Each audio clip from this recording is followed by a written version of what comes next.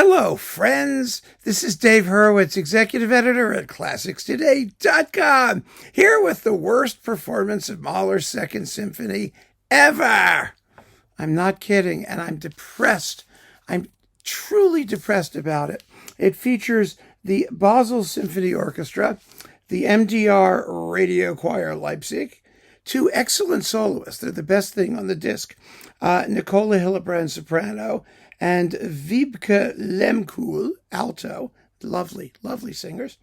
Under the inept, ridiculous, mindless direction of Markus Poschner. I don't know if he's their new music director. I haven't looked. I haven't checked. I'm afraid. But all I can say to the members of the Basel Symphony Orchestra is don't do more.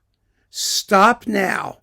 I mean, and the label, Prospero, was issued this. It's in a beautiful booklet with extensive notes.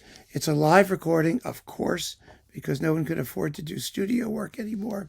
And it's just a total waste on Poschner. And I'm really sincere about that. Folks, you're barking up the wrong tree. I respect this orchestra. I respect this organization. But Poschner makes them sound bad, and it's all his fault. I'll tell you why. We're going to cite chapter and verse. I know usually I jump all over the place and go crazy, and as well I should, but I can jump all over the place and go crazy and be as detailed and focused as anybody out there. Well, usually I am pretty detailed and focused, aren't I? Well, people don't appreciate that, but here we have the critical edition. Let's get going, shall we? Of Mahler 2. So, the first weirdness, and there's so much weirdness. Oh my God, there's so much weirdness. We're going to do specific weirdness first, then generalized weirdness. Specific weirdness. Cellos and basses are cranking along. Dum, ba-bum, ba-ba-ba-ba-ba-ba-bum, ba-bum. And then they go da da da da da da da da da da da da da da da da bum bum bum da da da da da da da da bum bum bum. Well, they don't do that. He does this weird phrasing thing. Da dum ba da dum ba da dum ba da dum ba da dum ba da dum ba da dum ba da dum. You think they're doing a waltz instead of a funeral march with a triplet rhythm. It's absolutely absurd. And so I ran back to my score and said, oh, well, maybe it's like an affectation in the new critical edition, because you never know what these critical edition people are going to do, and which they claim is or text. I mean, it's like, who are they kidding? So here we go. We take a look, and there is the passage in question, and at other times where it happens, because he keeps doing it. It's not just here. This is where the virus initially infects the musical line. So no, it's just dun dun dun dun dun dun dun dun dun dun. It's exactly the way I did it originally, and the way everyone else has done it since time immemorial. No one said bottom, bottom, bottom, bottom, bottom. I mean, what the hell is that? Okay, so that sort of adds an alarming note to it. Then we get to the first big climax. Da, da, da, da. Be at a crash. Boom. Dum, bum, bum, bum, bum, ba. Boom. Ba, ba, bum, bum, bum, ba. Well, here we have it marked. Oh, look at this triple forte cymbal crash. Yeah. No. Triple forte like a lot. And fortissimo. Bangity, bangity, bangs from the brass and timpani. So I say to myself, why is it that instead of doing it the way Mahler wrote it, is he making a crescendo on each one from mezzo forte? Bum, crash. Dum, boom, boom, bum, bum, bum, bum, crash. Dum, boom, boom, boom, boom. No, that's not what Mahler wrote, and it sounds bad. He wants fortissimo, banging at your brain. I mean, it's not supposed to be taken down all the time. Taken down. Ugh. Okay, so that misfires. So then there are numerous weirdness and oddities of balance and phrasing as the movement goes on. But then, of course, we get to the huge climax, coming back to the recapitulation, which is where I think we should go next. I think, don't you think? I mean, these are just moments. First of all right, big climax, crash, the timpani. He does those Luftpause things. Well, lots of people do, and they're wrong, but that's okay. We'll get to that in a minute. You can argue about that later. But the timpani are supposed to have this double forte fanfare. You know, they're backing the trumpets, and you barely hear the timpani. I don't understand what's going on there. And so we've got the climax when they're going da da da da with the struck with the bow things. Well, there's no struck with the bow thing. That's frightening. It should be frightening. You should hear all the strings going clack, clack, clack, clack, clack, clack, clack, clack, clack. It's supposed to scare you. The trumpets are totally tepid, way back in the mix, weak. I mean, just to play a fortissimo, bum, bum, bum, bum. How hard is that? Instead of here, it's horrible. And then we get to the big recapitulation climax. Da da da da da ba ba ba ba ba ba ba ba ba ba ba ba ba ba. You know that business, right? Leading to the recapitulation. Well, Mahler marks the trumpets and trombones and timpani with wooden sticks. Fortissimo, sempre. Always fortissimo. But, he does like 2 or 3 dynamic swells there, cutting the volume back. Da, da, da, da, da, da, da, da, da, ba-dum, ba-dum, ba-dum, ba-bum, ba-da-da-da. It's horrid, and it destroys the entire passage. And that absolutely wrecks the first movement. First movement, down the toilet. Absolutely worthless, horrid, awful. Now, what we're seeing a pattern here. The pattern is that every single climax gets undermined. Poschner ruins them all. Remember, we know he can do that. He had that perverse coda to the first movement of Bruckner's Seventh, where he made that ridiculous accelerando all the way to the end that sounded just heinously awful. Well, this is the same thing. Different method, but the same concept. He will not let them play. And from thence will come a generalized point. So, the second movement. Okay, well, it starts off okay. I mean, it's pretty music. He takes a rather swift tempo, but it's all right. Then you get to the triplet part. Again, more triplets. Mahler is into triplets in the symphony. And he takes off like a shot. I mean, it's like he doubles the tempo. And it makes no sense because Mahler writes right here, don't hurry, very leisurely, sehr gemächlich. So what the hell is he doing? And it's the same thing. It's the same thing with the big central episode. It's only supposed to speed up a little bit.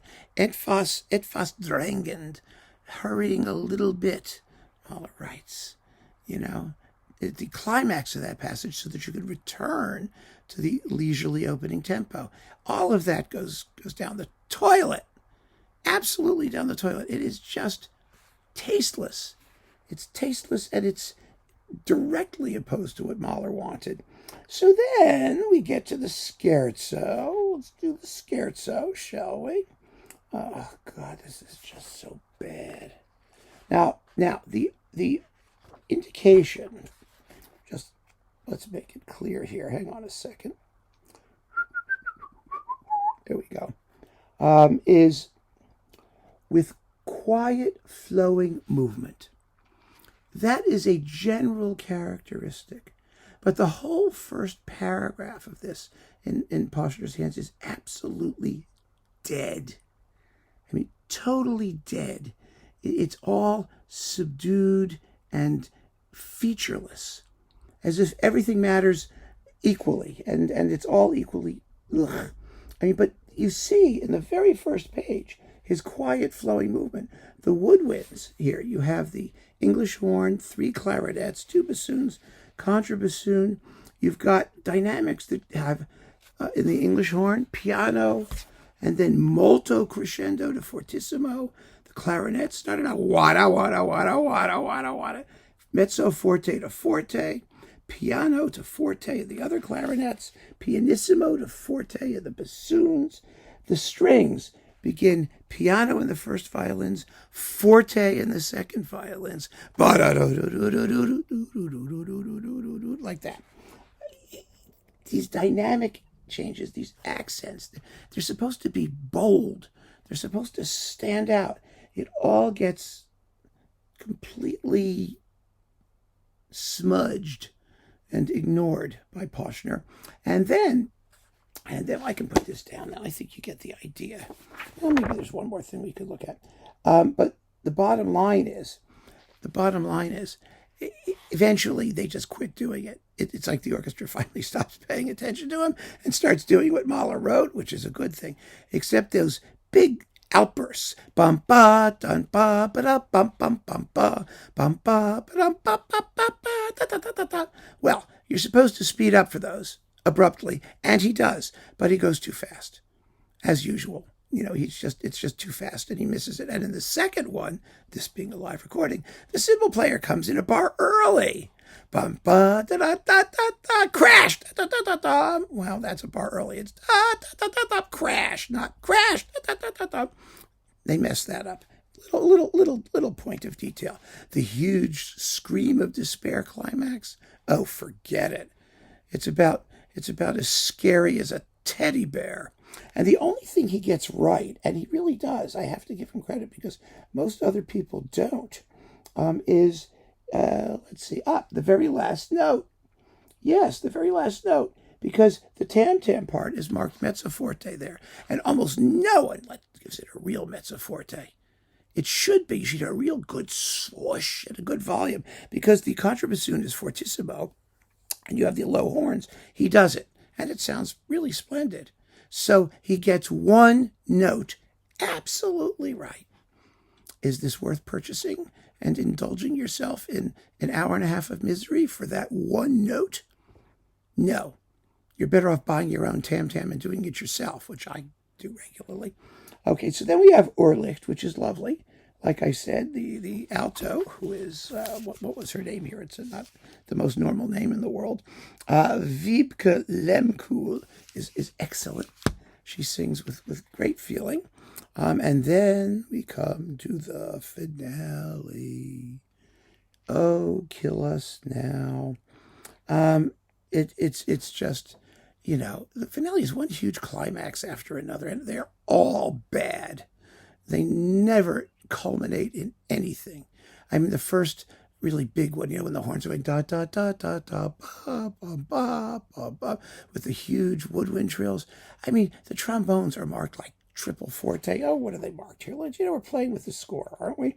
So we might as well go through it. And there it is. Oh, here they are. Yes. Oh, it's so fabulous.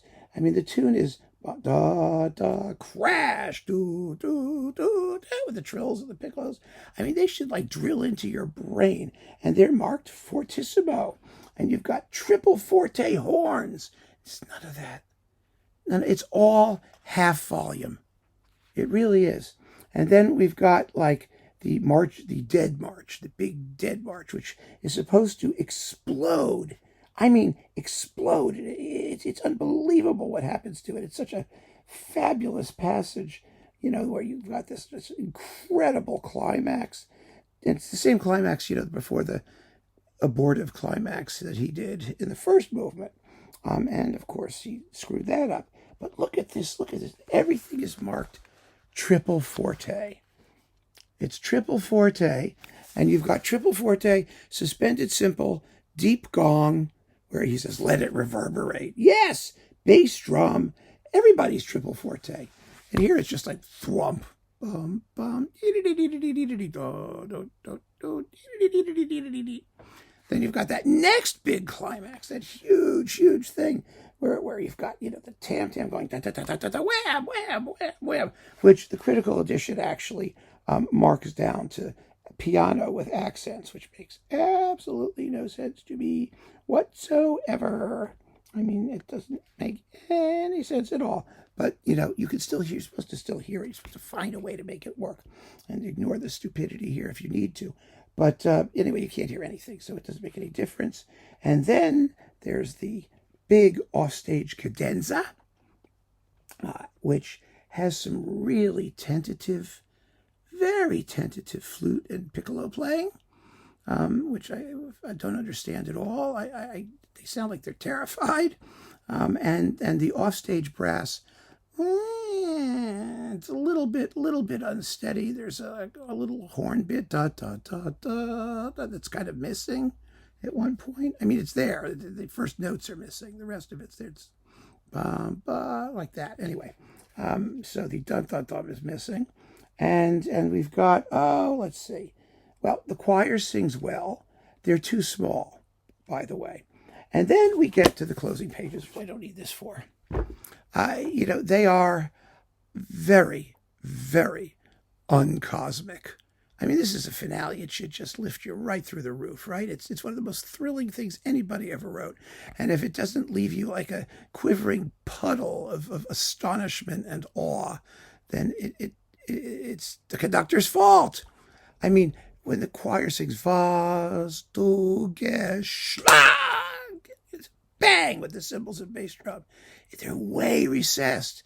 This "Was du geschlagen," it's just dreadful. Absolutely dreadful. Even the last chord sounds wrong. I mean, the organ is sort of there, but not really that much. And the bells are kind of clangy. And it's just bad. Really bad. So that is the sort of blow by blow, shall we say. You can listen to it if you really are a masochist and make your own list of horrors that we encounter along the way. But the real problem is this, and it's Poschner. It's all Poschner. Now, the Basel Symphony Orchestra is not one of the world's great orchestras, but they're very good, and they're very capable, and they can play this music. But they can't play it the way he conducts it. Nobody could. He is so into tiny details and micromanaging these little events that they sound timid and small scale. His tiny nuances of dynamics, especially at climaxes where all hell should break loose, and he's constantly damping it down. And the trumpets and trombones, they should shoot him. He makes them sound like amateurs, and they're not. I mean, somebody who gets up there and says, "Okay, guys, here's your moment. Let me have it." What brass section is not going to let him have it? But he never does that. He really makes them sound amateurish and second rate, third rate, fourth rate, way down there in the rates. He's doing this to them. And it's a crime. It's absolutely a crime. It's just horrible. And Prospero Records, which probably spent serious money, or someone gave them serious money, to put out this lovely book and do something really, really nice for a symphony that deserves to be treated as special. Well, everybody's on the right page except for Poschner. It's all Poschner. And so I really want to emphasize that. Somebody can make decisions, and they can say, listen, find somebody else to do this. His Bruckner may have been okay, mostly. Not all, but mostly. But this is a disgrace. And just because he can do one, it doesn't mean he can do the other. His entire approach to this music is demonstrably, as I hope you've seen, wrong. Wrong and bad and unmusical and stupid and absolutely atrocious. So, other than that, I have no complaints. So keep on listening, friends. Thanks for joining me. Take care.